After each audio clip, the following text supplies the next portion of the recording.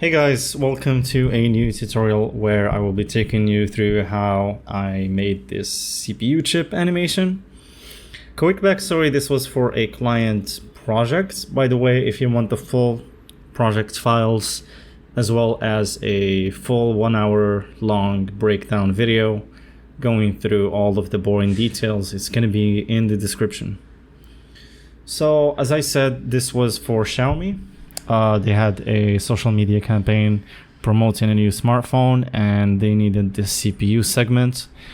And let's take a quick look at the client mood board here. So as you can see, the look that they wanted is very clear.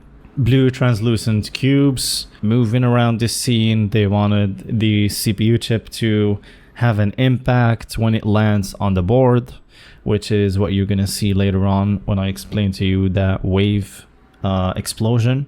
So let's get started here. This is the Cinema 4D project. Let's just quickly scrub through.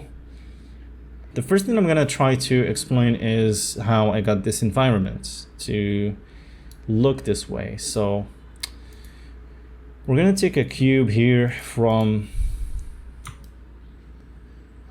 this scene and just try to scale it up like this. So the secret behind having the environment looking the way it is first of all to have this cube have beveled edges. Here I'm using this feature right here in the natural cube object. The second thing is the material, which is going to be a transmissive material with a pretty high roughness value here, 0.4, and the transmission is going to have a blue color, and the main important setting is going to be the depth. So what this depth setting is going to do is, if this is a thin cube, it's going to be very light, very see-through, very bright, and the thicker the object, the stronger and the more saturated the color is going to be.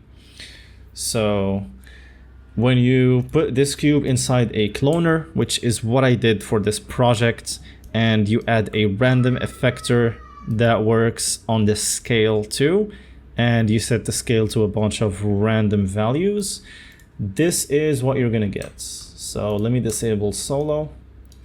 And we're just gonna zoom into a couple cubes just to show the effects in full.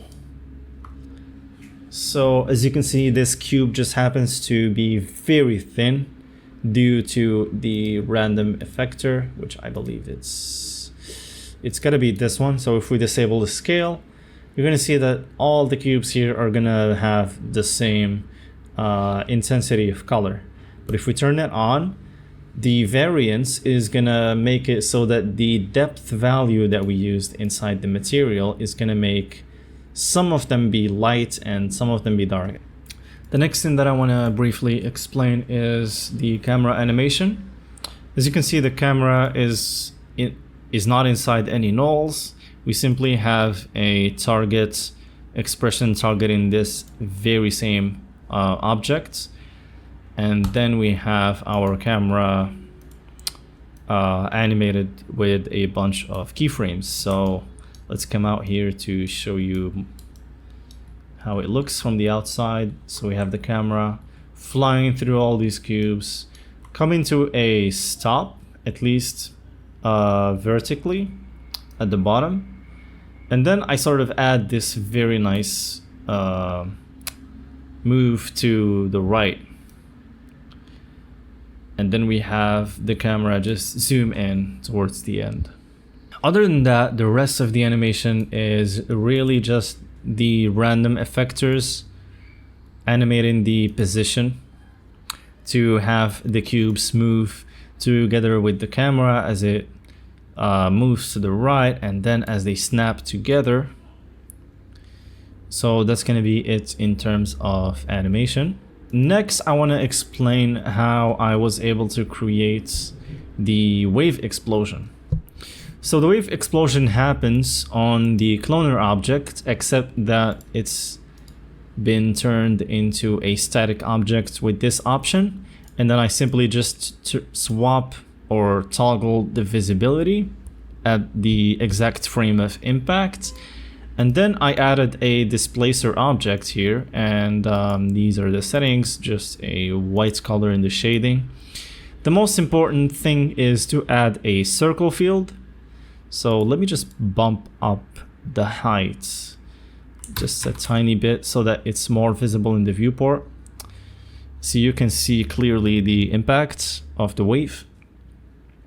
And then you simply animate the radius so that it keeps increasing and the wave travels outwards.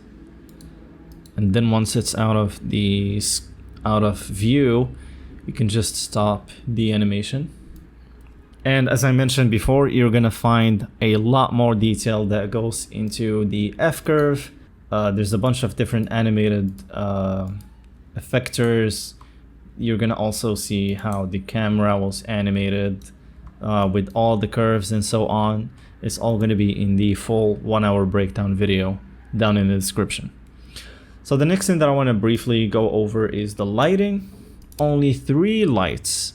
One of them is the main HDRI, which lights up the entire scene, including the cubes. The other one is gonna also play role in the background. And then we're gonna have an area light, which is gonna highlight for us the CPU chip so that it's not super dark and so that it doesn't blend in with the environment. And lastly, I want to show you quickly the render settings. This is pretty straightforward, very similar to what you would start off by default when you open a Redshift project, except the main things are that the denoising is enabled. I have added some motion blur, and I have decreased the trace depth of brute force to 1. And that's pretty much about it for this video, guys. I think I've covered everything that I wanted to cover. Of course, I can't cover everything here on YouTube, so I made sure to create the 1 hour breakdown video for you, where I go into painful detail on modeling, how I modeled everything from scratch, the whole texturing and materials, how I created the material for the CPU chip. And I go over all the animations, all the curves, all the details, all the tools that I used, my thought process behind certain things, how I created the wave explosion from scratch. So you're gonna find everything laid out in the 1 hour breakdown video. Also, I encourage you to download the project's file too, because you can kind of follow along and see for yourself, have a hands-on experience on everything in this project. And that's it. Yeah, if you have any questions, feel free to leave it in the comments, and don't forget to like, subscribe, and follow, because I will be making more breakdowns like these, and I will try to keep releasing long breakdown videos and projects files for you guys to learn with. So see you guys in the next one. Peace.